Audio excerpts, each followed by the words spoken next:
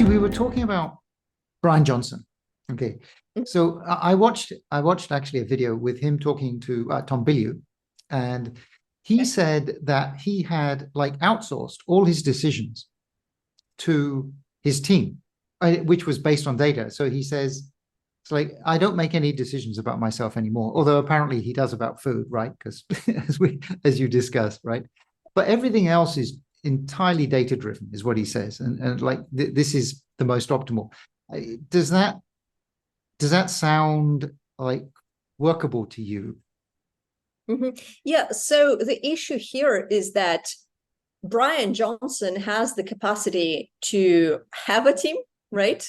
Because he has a certain level of financial and time freedom as well. Because most ordinary people don't have the financial resources to have a team behind their longevity schedule, and they also don't have the time capacity to basically evaluate many things themselves. So Brian Johnson is actually like, he wants to bring longevity to the masses, but at the same time, he's an outlier when it comes to a typical profile of person that will be implementing all of these changes, right? So I think that evidence-based decisions are definitely the way to go when it comes to your health decisions, and it also has to do with your own background, right? So someone who, let's say, has some sort of research experience will be able to evaluate a scientific paper better than someone that has not. So there are different factors here at play, and I think that what the broader audience should be focusing on instead is to make sure that they're not doing things they don't understand why, because I've seen comments online of people saying things like, oh, you know what, I'm taking this supplement and this supplement, and this third one, I don't even know why I'm taking it, I just heard about it online, right? So they're trying to do their best, obviously, but if we want to simplify a longevity routine that will be making the most impact, I'd say that it's important to focus on things that are already proven. So exercise, for example, is one of those things, right? And this is actually tied up to, our biorhythms and things like that, because there are so many external stressors that we have in our life that are actually disturbing some basic functions when it comes to how our body operates. And I think that the call to action here is to make sure that you understand what you're doing, even if you're doing it by yourself, even if you don't have a team behind you. So I was going to ask you about your routine, but I think we've covered everything. We talked about diet, we've talked about exercise, supplements. Are there any specific supplements that you take? Yeah, absolutely. And I want to clarify which supplements I'm taking and also which supplements I'm not taking. Okay, yeah. Coming from, an autophagy lab, as we already discussed, I think I'd like to address the elephant in the room, because there is so much discussion going on around rapamycin right now, which is an autophagy booster, that I think that this is definitely interesting to discuss. So my PhD supervisor, Dr. Sovan Sarkar, was actually the one that discovered the mTOR independent autophagy pathways during his PhD at Cambridge in the 2000s. So we realized that besides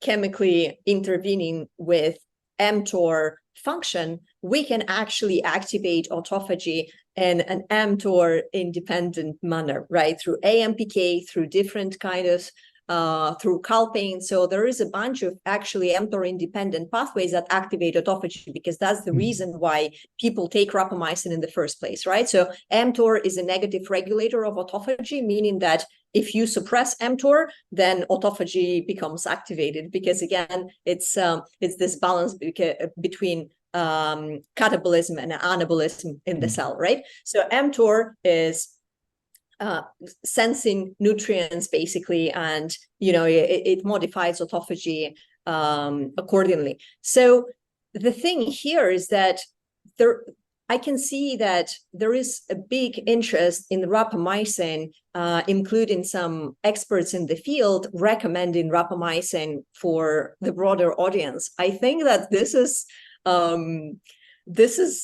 has been taken a bit too far right now. And the reason for that is that we do have a human clinical study in cancer patients, because rapamycin is actually an immunosuppressant, right? So this is the primary indication of rapamycin that shows that after supplementing with rapamycin and, suppressing the mTOR activity, after a few days of a washout, the mTOR activity will bounce back and it will go above the baseline when it comes to mTOR. So with that, the question here is that what else mTOR is doing in the cell, right? Because mTOR is also responsible for growth and translation. So this is a molecule that you don't really want to mess with that much, because especially if you have activity that is bouncing back after taking rapamycin. And we also already have established that there are other autophagy activators that are mTOR independent. For me, it doesn't make sense to take rapamycin as an autophagy activating drug, right? And there is spermidine, for example, which is mTOR independent autophagy activation and is being sold as a supplement. There are others. So, for example, there is trehalose. So trehalose is a natural disaccharide, and you can actually put it in your coffee and it will activate your autophagy, right? And this is also freely available from Amazon and whatnot. So I think that I think this was a very important point for me to clarify, because I have so many people asking me about rapamycin specifically because of my autophagy background. When it comes to my personal routine, so I have some supplements that I'm taking on a regular basis. So obviously the day starts with NMN and TMG and a teaspoon of olive oil. I also have my pre-workout amino acid blend, which is alanine, citrulline, taurine, and so on. And then I also take my favorite multivitamin that is natural, and it's actually desiccated beef liver capsules. So the reason why I'm taking it is because it's so rich in all the nutrients that I need that I don't need to take a synthetic multivitamin if I can get desiccated beef liver. I previously mentioned that I'm a carnivore, and this is my preferred diet. However, I don't like eating organs, right? I don't like the texture, and I think that many people can relate to that. However, there is a solution to this, and it's desiccated beef liver in pills, basically, that you can, again, freely available, multiple brands. I'm not affiliated with a particular brand, but I'm sure that there are a lot of good brands that can provide that. So this is how the day starts, and then I usually work a couple of hours, and then I'm going to my workout session around 10. After that, I take a cold shower as well, which is nice. And interestingly, the amino acid blend that I'm taking in the morning, the taurine and the arginine and the citrulline, they can actually activate nitric oxide production, which is a similar effect as with a cold shower, right? So this is cool. So I'm not taking the cold shower before my workout, I take it after, but in the morning I have a similar kind of function going on with the nitric oxide activation because of the amino acid blend that I'm taking.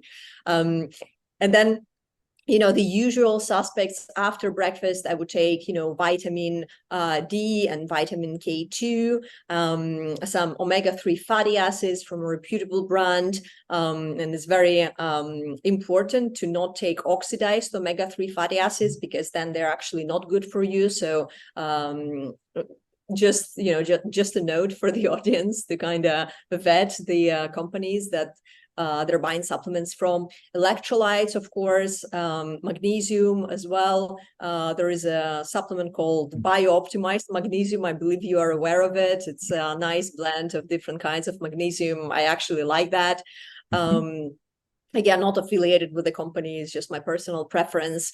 And then what I found myself doing over the past couple of years. So I started cycling different kind of supplements. So for example, I would cycle melatonin for the anti-aging benefits, because melatonin is actually the most potent antioxidant that we can get that crosses the blood-brain barrier, right? So this is really cool. This is very beneficial for our brain. And I've been cycling melatonin a couple of times a year, maybe for a month at a low dose, maybe like 1 to 2 mg per night. And then I found myself thinking that it would also be beneficial to cycle some supplements for specific indications. So now what I'm doing is I'm cycling a few supplements that are beneficial for my skin, for example, right? So biotin and pycnogenol, things like that. So I would cycle them 3-4 times a year. So I wouldn't be taking them permanently. And then I would cycle the bone health beneficial supplements such as MSM, and others freely available. So in total, I'm trying to have a routine where I'm monitoring my performance with simple biometrics or blood tests. I'm not doing as many blood tests as I would like because I don't have time and I have a company to run.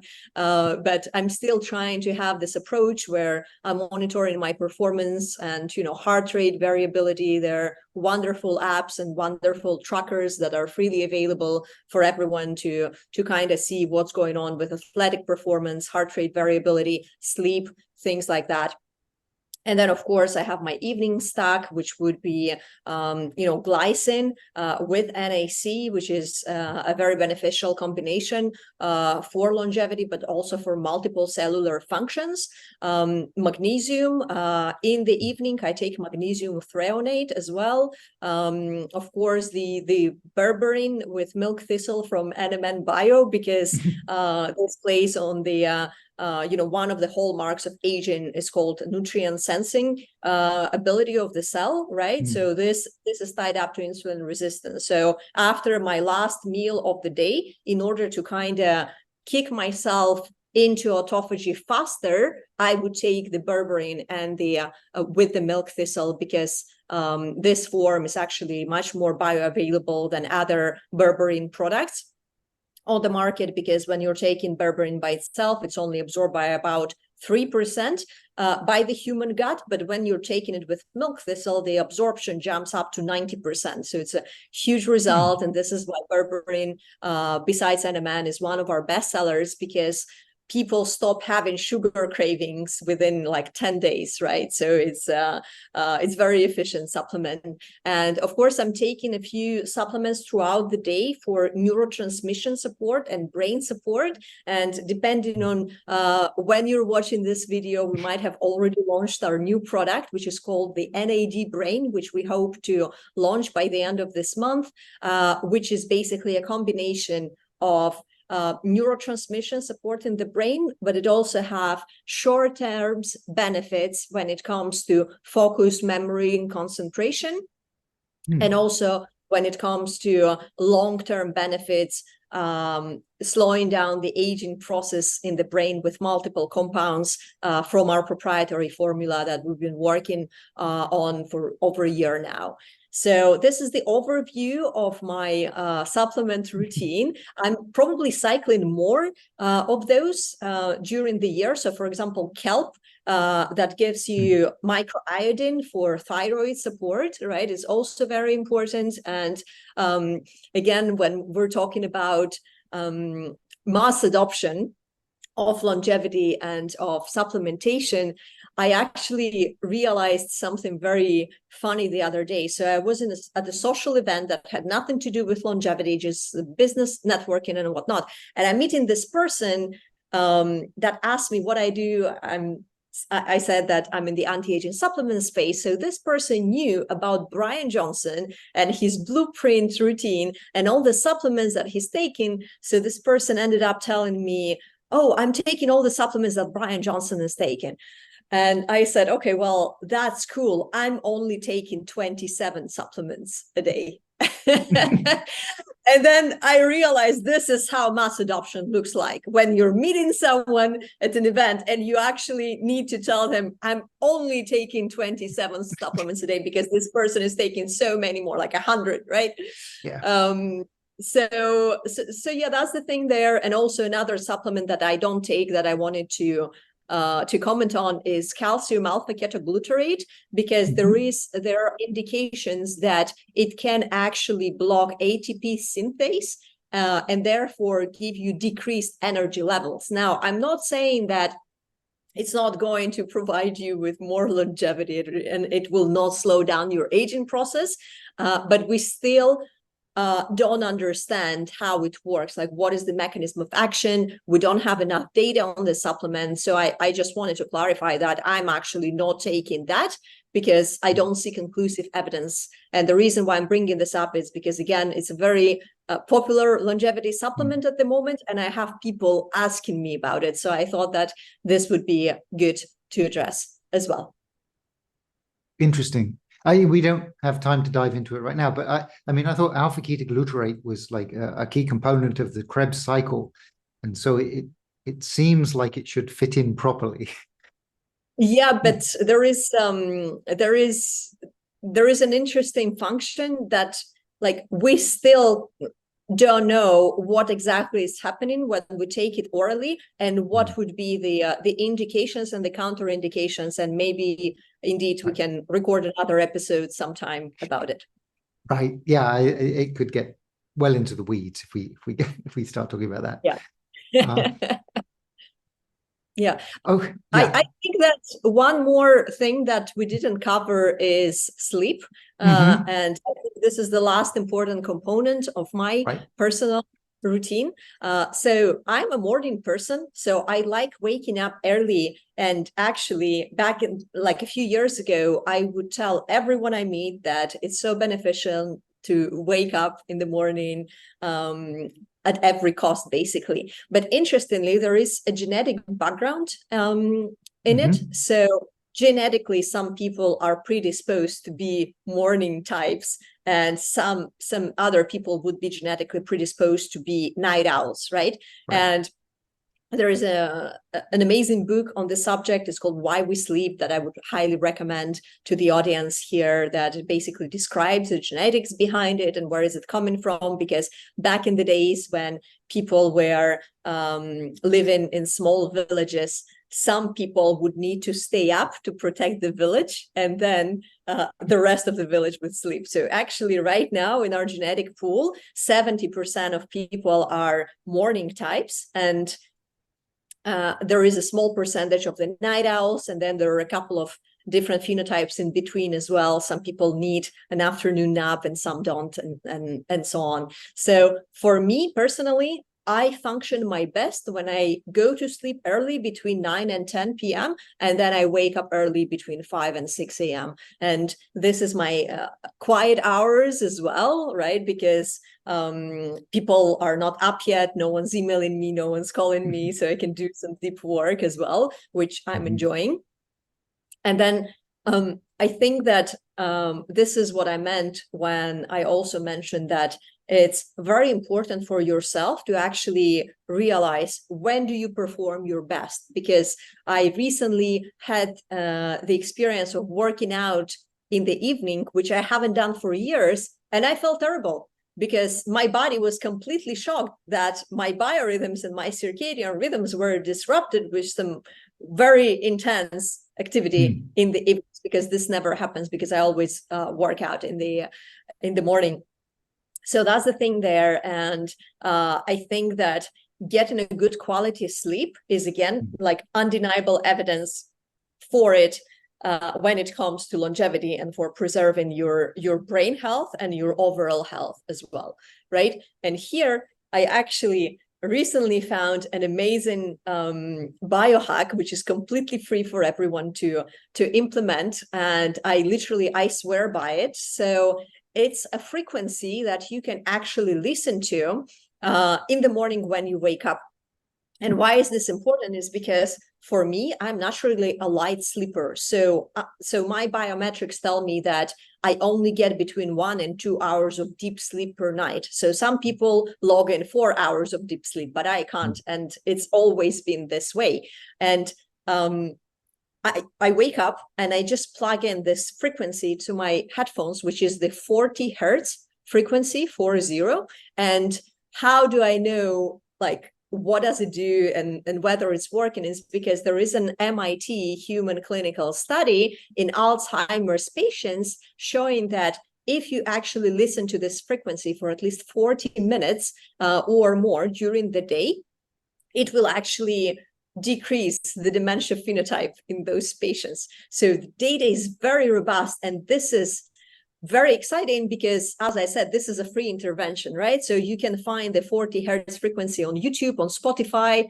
It doesn't cost you anything. So you just plug it in. And what happens is that your brain cells are being tricked into thinking that you are in deep sleep when you're listening to this frequency. So what happens when we are in deep sleep, the brain and the gray matter is basically clearing itself up. So the microglia, which are the supporting cells of our neurons that are clearing the space between the neurons in our brain, are actually thinking, okay, it looks like we're currently in deep sleep, so we better go and do our job that we're doing when we are in deep sleep. So they start doing this wavy movement and clearing up the space between the neurons.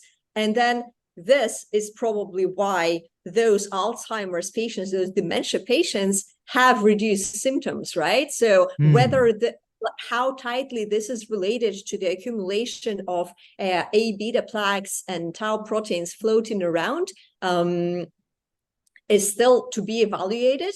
But I think that there should be a connection there, that basically these frequencies, listening to those, can help your brain operate at its best. I would also be very curious to evaluate whether this boosts autophagy in the brain, which is which could be a whole nother human clinical study by itself. But this is something that I'm implementing on a daily basis. And, you know, I just plug it in, and sometimes I even forget that it's there because it sounds like a background noise, right? So you just do whatever you need to do. So I'm doing my emails and I'm doing some deep work while I'm listening to it. I'm walking around. I don't need to sit still. I'm having my coffee and I'm just listening to this frequency. And then the results of my brain performance are actually remarkable. My brain is never tired anymore, no matter how I slept. And this is completely mind-blowing to me because, again, it's a free hack, right? You don't have to pay for it.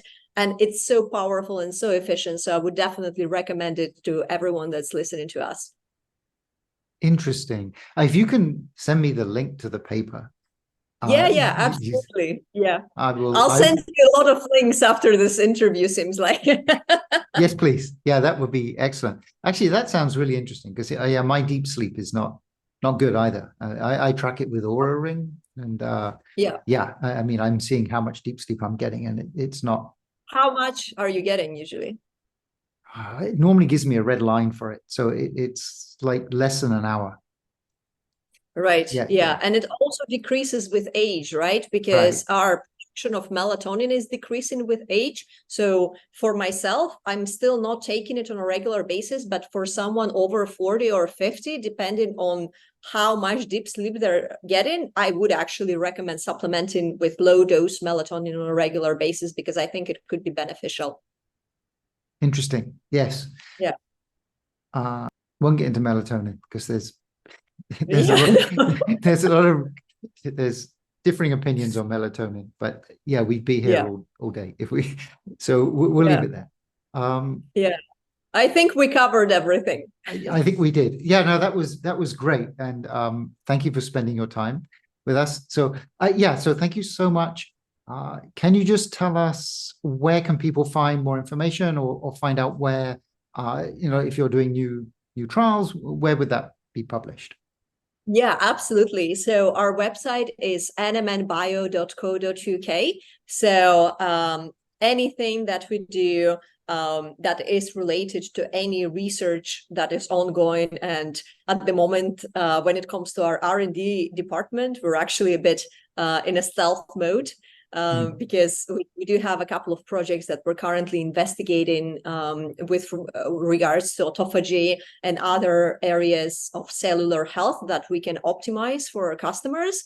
And then, of course, we do have the commercial arm of the company with the supplements that we're already selling. As I previously mentioned, we just started as an e-commerce company back in 2020, but we grew rapidly because of the quality of our products. So now we're selling through our e-commerce platforms online into 70 plus countries. And then in the Middle East, our products are in retail stores, specifically in Astir pharmacies.